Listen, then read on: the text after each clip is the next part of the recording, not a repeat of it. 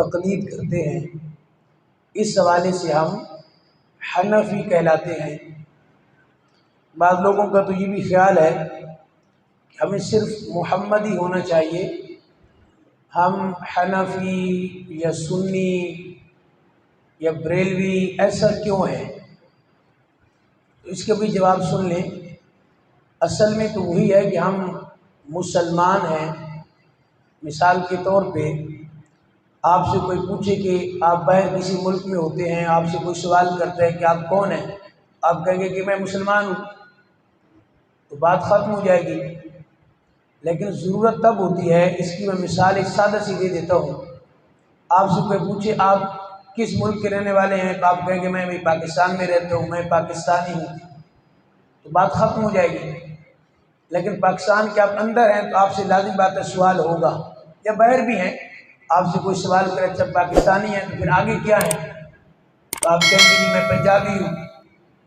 اچھا اس سے آگے کیا ہے، تو آپ آگے بتاتے جاتے ہیں۔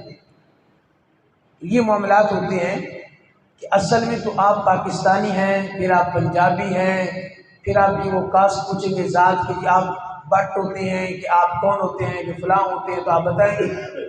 ابھی اب جتنی چیزیں بھی بتا رہے ہیں آگے کہ میں سید ہوں، کہ میں بٹ ہوں، کہ میں فلانا ہوں، جو بھی آپ بتا رہے ہیں، تو کیا کوئی آپ کو یہ کہہ سکتا ہے کہ بھئی جب آپ نے آپ کو پنجابی کہا یا جب آپ نے اپنے آپ کو اپنی ذات بتائی یا جو بھی آپ بتاتے جا رہے ہیں، تو کوئی یہ کہہ سکتا ہے کہ آپ پنجابی ہیں تو پھر آپ پاکستانی نہیں ہیں؟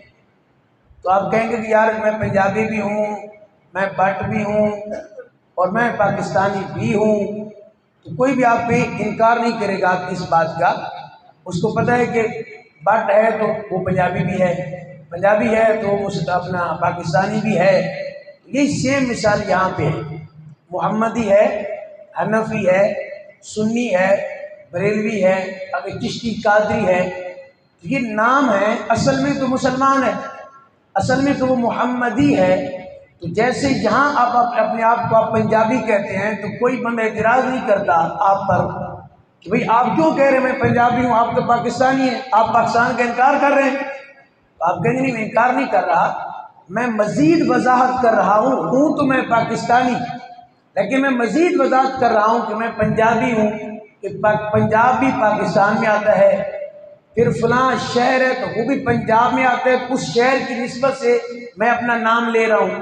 تو یہی سیم مثال ہے کہ آپ چشتی کہیں تو بھی آپ محمدی ہیں، آپ اپنے آپ کو سنی کہتے ہیں تو آپ محمدی ہیں، آپ اپنے آپ کو حنفی کہتے ہیں تو آپ محمدی بھی ہیں، کیونکہ یہ ان کے متضاد اپوزٹ چیز نہیں ہے جو آپ اپنے آپ کو بتا رہے ہیں، اس کی اپوزٹ نہیں ہے۔ حنفیت بھی اسلام میں ہے، سنیت بھی اسلام میں ہے، بریلویت بھی اسلام میں ہے۔ تو یہ ایک تو پہلا تھوڑا سا ہمارا ذہن کلیئر ہونا چاہیے کہ کچھ لوگ کہہ دیتے ہیں کہ جی اپنے آپ کو آپ نیچے کیوں لے کے آ رہے ہیں۔ جیسے اس دن میں نے بتایا تھا کہ کہیں ہم بات کر رہے تھے تو انہوں نے کہا جی آپ اپنے آپ کو حنفی کیوں کہلواتے ہیں؟ امام اعظم جن کے شاگرد تھے ان سے بڑا امام تو امام جعفر صادق کا مقام ہے، تو آپ اپنے آپ کو جعفری کیوں نہیں کہلواتے؟ یعنی یہ ہمارے فقہ جعفری کی طرف سے ایک اعتراض تھا کہ بھئی امام اعظم جن کے شاگرد ہیں 2 سال ان کے پاس گئے امام جعفر صادق رضی اللہ تعالیٰ عنہ کے پاس، تو آپ اپنے آپ کو چھوٹے امام کی طرف منسوب کیوں کر رہے ہیں؟ آپ بڑے امام کی طرف منسوب کریں نا، امام جعفر صادق کی طرف۔ تو میں نے کہا اچھا پھر اس سے تو اگلی بات ہے، پھر آپ بھی غلط ہیں۔ پھر امام جعفر صادق جن کے شاگرد ہیں وہ امام باقر ہیں، وہ جن کے شاگرد ہیں ان کا بڑا مقام، ان سے بڑا مقام امام زین العابدین کا ہے، اچھا ان سے بڑا مقام امام حسین کا ہے، ان سے بڑا مقام امام حسن کا ہے، اس سے بڑا مقام حضرت مولا کائنات شیر خدا کا ہے۔ تو پھر اس کا مطلب ہے پھر جعفری ابھی غلط ہے کہ جعفر جن کے شاگرد ہیں ان کا بڑا مقام تو اوپر والوں کا ہے جو ان سے بڑے امام ہیں، جو ان کے باپ ان کے دادا ہیں، تو پھر آپ ان کے نام پہ تو پھر اپنی فقہ کا نام نہیں رکھ سکتے۔ یہ ایک ایسی بات ہے کہ جس کا کوئی سر پیر نہیں ہے۔ بہرحال یہ پہلا کنسیپٹ تھوڑا کلیئر ہو جائے کہ ہم اپنے آپ کو حنفی کیوں کہلواتے ہیں، محمدی کیوں نہیں کہلواتے۔ اب الحمدللہ ہم محمدی ہیں، ہم مسلمان ہیں، تو جیسے پنجابی کہتے ہوئے پاکستانی کے خلاف نہیں بنتا اور آپ کے خلاف کوئی پرچہ نہیں ہوتا کہ آپ ملک میں رہ کے اپنے آپ کو پاکستانی نہیں کہلوا رہے، اپنے آپ کو پنجابی کہہ رہے ہو، اپنے آپ کو سندھی کہہ رہے ہو، اپنے آپ کو بلوچی کہہ رہے ہو، تو جب یہ پاکستانی کے خلاف نہیں ہے، مثال میں نے سمجھانے کے لیے دی ہے، ایسے ہی اپنے آپ کو حنفی کہلوانا بھی محمدی کے خلاف نہیں ہے، کیونکہ وہ اس سے باہر نہیں ہے نا، ٹھیک ہے، جیسے پنجابی پاکستانی سے باہر نہیں ہے، اس کے اندر ہے، حنفی بھی محمدی سے باہر نہیں ہے، یہ اسی ایک دریا کی شاخ کا نام ہے، جیسے دریا سے کئی نہریں نکلتی ہیں تو وہ نہر کا تعلق، تمام نہروں کا تعلق دریا کے ساتھ ہوتا ہے، یہ چشتی قادری جتنی بھی آگے سلاسل ہیں ان تمام کا تعلق اس دریا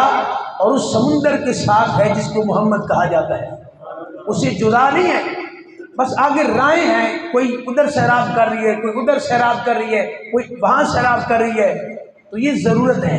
اب کوئی کہے کہ آج سے دریا سے آپ نے کوئی نہر نہیں نکالی، ڈائریکٹ دریا ہی میری زمین میں آئے، میری فصل کو دریا ہی ڈائریکٹ سیراب کرے، نہر سے میں نے پانی نہیں لینا، اس کو کہا جائے گا بھائی نہر بھی دریا سے آ رہی ہے، چونکہ اللہ کے محبوب کی امت اتنی بڑی امت ہے جو مختلف ملکوں میں، مختلف علاقوں میں، مختلف زبانوں میں، مختلف کلچر میں، مختلف رسم و رواج میں وہ امت بٹی ہوئی ہے، تقسیم ہے کہ اسلام کسی ایک علاقے میں نہیں ہے، بلکہ پوری دنیا میں کوئی علاقہ ایسا نہیں ہے کہ جہاں پہ اسلام نہ ہو۔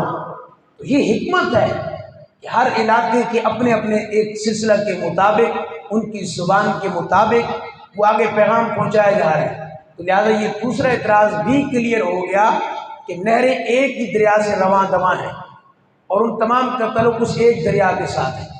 اچھا جی، ایک اور سوال یہ ہے کہ تقلید ہم کیوں کریں؟ تقلید ہم کیوں کریں جب قرآن موجود ہے، حدیث موجود ہے؟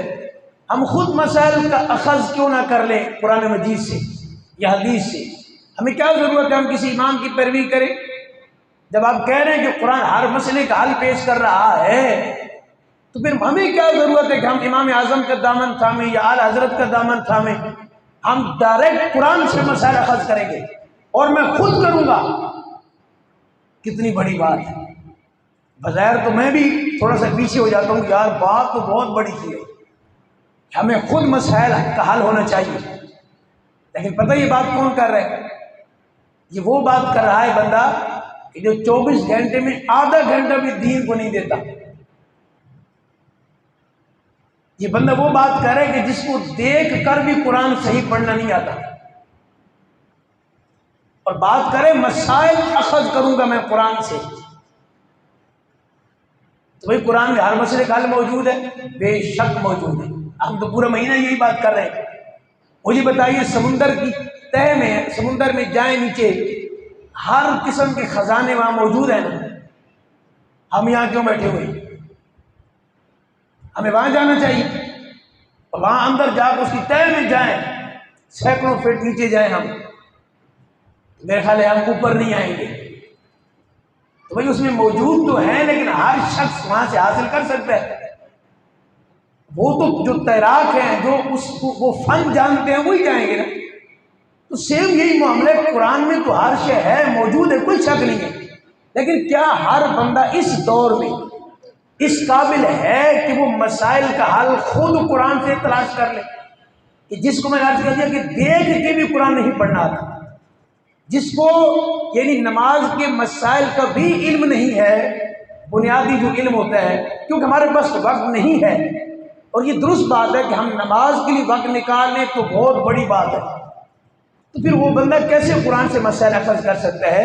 اب یہاں ضرورت پڑی ایک امام کی کہ بھئی ہمارے پاس چونکہ وہ ہمارے پہنچ نہیں ہے، ہمارے پاس وہ علوم نہیں ہے، تو ہم قرآن سے مسائل اخذ کریں، تو فلاں امام ہے جیسے امام اعظم ابو حنیفہ ہیں جن کی کئی اصحاب سے ملاقات ہوئی ہے، انہوں نے جو فقہ ہمارے سامنے مرتب کر دی ہے، ان کے پاس وقت بھی تھا، ان کے پاس علم بھی تھا، ان کے پاس ذرائع بھی تھے، انہوں نے حضور کی صحابہ سے اکتساب علم بھی کیا تھا، انہوں نے قرآن سے مسائل اخذ کیے، آسان الفاظ میں ان کو لکھا کئی کتابوں کی شکل میں۔ اب ہمارے سامنے کیا ہوا، وہ قرآن سے ہی نکلے ہیں مسئلے، انہوں نے قرآن سے ہی اس کو اخذ کیا ہے، لیکن ہمارے لیے آسانی ہو گئی ہے۔ اب ہمیں یہ ضرورت نہیں پڑی کہ ہم ڈائریکٹ قرآن کے اندر جائیں اور کئی مہینوں کے بعد ایک مسئلہ اس کو اخذ کریں۔ ہمیں وقت ضائع کرنے کی ضرورت ہی نہیں پڑی۔ ہم نے امام صاحب کی فقہ کو اٹھایا، فوراً دیکھتے گئے، اس کے اوپر ہم عمل کرتے چلے گئے۔ اور اگر آپ کہیں کہ تقلید، ہمیں ضرورت نہیں ہے کسی کی تقلید کرنے کی، یقین جانیے ہمارا پورا معاشرہ تقلید پہ چل رہا ہے۔ ایک مریض ڈاکٹر کی تقلید نہیں کرتا، جو اس کو ڈاکٹر صاحب کہتے جاتے ہیں، وہ ان کو کہنا کہ ڈاکٹر صاحب یہ کتابوں کا ڈھیر لگا رکھا ہے، مجھے دے دو، میں خود ہی پڑھوں گا، اپنے لیے اپنے مرض کا تشخیص بھی کروں گا، علاج بھی کروں گا۔ آپ ان کتابوں سے پڑھ کے میری بیماری کی تشخیص کر سکتے ہیں، علاج کر سکتے ہیں، میں کیوں نہیں کر سکتا؟ یہ ساری کتابیں مجھے دو اور میں آپ کے پاس نہیں آؤں گا، میں کیوں تقلید کروں آپ کی؟ ہر بندہ تقلید کر رہا ہے، ہر شعبے کے اندر کر رہا ہے، چونکہ شعبے کے ماہرین ہوتے ہیں، اسپیشلسٹ ہوتے ہیں اس شعبے کے، ان کو پتہ ہوتا ہے۔ اب دیکھیں نا، مسائل آپ پوچھتے ہیں۔ میں نے ایک دفعہ ایک مجلس میں کہا تھا کہ جو بھائی تقلید نہیں کرتے، ایک فرقہ ہے یعنی وہ تقلید کو نہیں مانتے، ان کے ہاں جو ان کی عوام ہے وہ کیا کرتی ہے؟ کیا ان کی عوام جو ریڑھی لگاتا ہے، جو مزدور ہے، کیا وہ سارے قرآن سے مسئلے اخذ کرتے ہیں؟ ان کی جو عوام ہے انہوں نے کہا نہیں جی، ہماری ریڑھی والا بندہ تو نہیں مسائل اخذ کر سکتا قرآن سے۔ پھر کیا کرتا ہے؟ کہتے ہیں ہمارے پاس آتے ہیں، ہم سے مسئلہ پوچھتے ہیں، ہم مسئلہ بتا دیتے ہیں، وہ اس پہ عمل کر لیتے ہیں۔ میں نے کہا یہ تقلید نہیں ہے تو کیا ہے؟ یعنی ایک بندہ آپ سے مسئلہ پوچھے، آپ اس کو مسئلہ بتائیں، وہ اس پر عمل کرے تو اس کے لیے ٹھیک ہے، وہ آپ کی تقلید کر رہے ایک لحاظ سے۔ اور اگر یہی بندہ امام اعظم سے پوچھ کے اس پر عمل کر رہے تو پھر آپ کہتے ہیں جی یہ تو بدعت ہو گئی ہے۔ سمجھ آ گئی ہے؟ اب ہزاروں لاکھوں لوگ ہیں، وہ ہم سے مسئلہ پوچھتے ہیں، ہم ان کو قرآن و حدیث کے مطابق مسئلہ بتا دیتے ہیں، وہ اس پہ عمل کر لیتے ہیں۔ اگر علماء نے لکھا ہے کہ ہر بندہ ہر مسئلے کو باقاعدہ تلاش کرنا شروع کر دینا قرآن و حدیث سے، تو شاید اس کی ساری زندگی گزر جائے گی، وہ عمل نہیں کر پائے گا۔ پھر اب تو آسان ہے، مسئلہ پوچھتے ہیں، آپ کو بتا دیا جاتا ہے، آپ عمل کرنا شروع کر دیتے ہیں۔ لیکن آپ مجھے بتائیں اگر ہزاروں لاکھوں مسائل آپ خود سے نکالنا شروع کریں قرآن و حدیث سے، تو آپ کو تو ایک ایک مسئلے پہ سالوں لگ جائے، عمل کب کریں گے؟ آپ مرنے کے بعد کریں گے عمل؟ تو بھائی ایک بندہ ایک عام عالم سے مسئلہ پوچھ رہا ہے اور پھر وہ فوراً اس پہ عمل کرنا شروع کر دیتے ہیں، تو وہ اس عالم سے پوچھ کے عمل کر سکتا ہے، امام اعظم سے پوچھ کے کیوں نہیں کر سکتے؟ آپ اعلی حضرت امام سنت سے پوچھ کے ہم کیوں نہیں عمل کر سکتے؟ یہ کچھ باتیں تھیں۔ ایک آخری مسئلہ یہ ہے کہ اچھا چلو ٹھیک ہے جی، امام کی تقلید کرنی چاہیے، اللہ کی طرف سے یہ باقاعدہ یعنی ان کی ڈیوٹی ہوتی ہے کہ لحاظ سے مجدد کی، امام کی، ہم چاروں اماموں کی پھر کیوں نہیں کرتے؟ ایک کی کیوں کرتے ہیں؟ یہ بڑا بہترین سوال ہے کہ کبھی امام شافعی سے مسئلہ لے لیا، جب چاروں برحق ہیں اور آپ کہہ رہے ہیں کہ چاروں اہل سنت ہیں، امام مالک بھی، امام شافعی بھی، امام اعظم بھی، امام احمد بن حنبل بھی، یہ چاروں اہل سنت ہیں، عقائد میں ان کا کوئی اختلاف نہیں ہے، یہ بھی آپ نے یاد رکھنا ہے۔ کسی امام کا عقیدے میں آپس میں کوئی مسئلہ نہیں ہے، چاروں اہل سنت ہیں، چاروں اہل سنت ہیں، اور چاروں کا عقیدہ وہی ہے جو اعلی حضرت امام اہل سنت آپ کا عقیدہ ہے، لیکن فقہ میں اختلاف ہے نیچے۔ تو کہتے ہیں کہ چاروں کی تقلید کرو، ایک کی تقلید کرنا لازم کیوں ہے؟ یا تو امام اعظم کی کرو، یا پھر امام شافعی کی کرو، یا امام احمد بن حنبل کی کرو، بیک وقت ایٹ اے ٹائم چاروں کی نہیں کر سکتے۔ اس کی وجہ یہ ہے کہ بعض چیزیں وہ ہیں جو ایک امام صاحب کے ہاں وہ حرام ہے، ایک کے ہاں وہ حلال ہے۔ اس سے بھی آسان بتا دیتا ہوں، آپ وضو کرتے ہیں نا، ایک امام صاحب کے ہاں یعنی جو سر کا مسح ہے وہ تھوڑا سا بھی ہو جائے، کوئی تھوڑے سے بالوں کو ہاتھ لگ گیا تو بھی آپ کا سر کا مسح ہو جائے گا۔ ایک کے ہاں یہ کہ نہیں چوتھائی سر کا مسح کرنا یہ لازم ہے، ایک کہ یہ کہ سارے سر کا مسح کرنا لازم ہے۔ اسی طرح ایک امام کیا مسئلہ یہ ہے کہ اگر آپ غیر محرم کو آپ کا ہاتھ بھی لگ گیا تو آپ کا وضو ٹوٹ جائے گا۔ ہمارے ہاں یہ کہ لگ گیا تو نہیں ٹوٹتا۔ ایک امام کے ہاں اگر خون نکل جائے تو نہیں وضو ٹوٹتا، ایک کے ہاں اگر خون نکل جائے تو وضو ٹوٹ جاتا ہے۔ مختصر بتا رہا ہوں چونکہ وقت نہیں ہوتا ہمارے پاس اتنا۔ اب مجھے بتائیے ذرا، اگر ایک بندہ ہر امام کی تقلید کرنا شروع کر دے تو علماء نے لکھا ہے کہ اس کا پہلا جو نقصان ہے وہ یہ ہوگا کہ آپ اپنے نفس کی جو ہے وہ پیروی کریں گے، خواہشات کی پیروی کریں گے، شریعت کو چھوڑ دیں گے۔ آپ شریعت کی جو تقلید ہے، جو اس کی پابندیاں ہیں، آپ اس کو چھوڑ دیں گے۔ کیوں؟ کہ جہاں آپ کا نفس چاہے گا کہ ادھر امام صاحب آسانی کر رہے ہیں، آپ امام صاحب کا مسئلہ لے لیں گے، امام اعظم کا۔ صبح کو امام صاحب کا مسئلہ لے لیا، شام کو کہیں پھنسے تو آپ نے دیکھا کہ امام شافعی اس مسئلے میں بڑی آسانی کر رہے ہیں، آپ نے ان کا مسئلہ لے لیا۔ اب آپ کدھر چل پڑے ہیں؟ اپنے نفس کی پیروی کر رہے ہیں آپ۔ جہاں آپ کا نفس کہہ رہا ہے آپ اسی امام کا مسئلہ لیتے جا رہے ہیں، آپ آسانی کو تلاش کر رہے ہیں، آسانی میں پڑھ رہے ہیں۔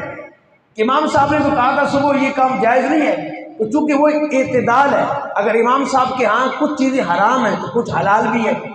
اگر آپ ایک امام پہ چلیں گے، تقلید کریں گے، تو آپ کی جو زندگی ہے وہ اعتدال پر رہے گی۔ لیکن اگر آپ اپنے نفس کے پیچھے چل پڑے، کبھی اس امام سے لیا، کبھی اس امام سے لیا، تو پھر آپ کیا کریں گے؟ اب آپ شریعت کو فالو نہیں کر رہے، اب آپ اپنے نفس کو فالو کر رہے ہیں، خواہشات کو فالو کر رہے ہیں، اور شریعت نام ہے پابندی کا۔ بیان ہمارا ختم ہو گیا۔ شریعت کس کا نام ہے؟ پابندی کا نام ہے۔ آپ تو پابندی سے آزاد ہو گئے، جب مرضی جس سے آپ لے رہے ہیں، جو چیز لے رہے ہیں۔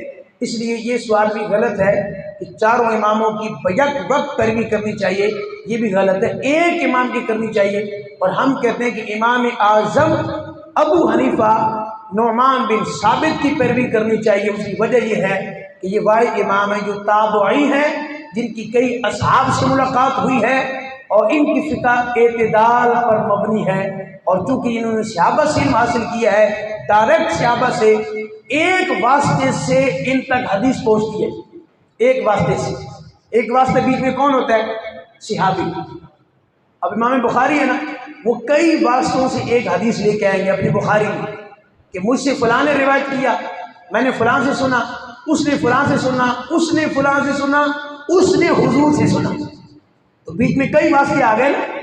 امام اعظم کیا فرماتے ہیں؟ میں نے صحابی سے سنا، صحابی نے حضور سے سنا۔ یہ ہے اکتساب فیض۔ یہ ہماری جو تقلید ہے، آج کا ہمارا موضوع تھا۔ آج ایک عام شخص کے لیے جو ریڑھی لگاتا ہے، جو مزدوری کرتا ہے، جو آفس میں جاتا ہے، جس کے پاس علوم نہیں ہے، ان کو امام کی تقلید کرنا لازم اس لیے ہے کہ وہ خود سے مسائل اخذ نہیں کر سکتا۔ دعائے رب تعالی